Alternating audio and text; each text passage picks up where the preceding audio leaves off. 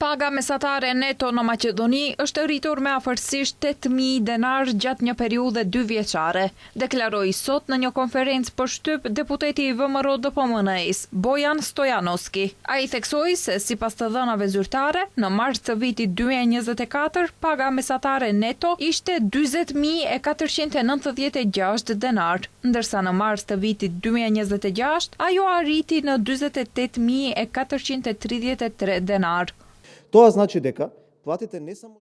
Kjo do të thotë se për 2 vjet paga mesatare neto është rritur afërsisht 8.000 denar, përkatësisht 19.6%, gjatë të njëjtës periudhë rritja e çmimeve ka qenë 7.8%, ndërsa pas korrigjimit të inflacionit, rritja reale e pagës mesatare arrin afërsisht 11%.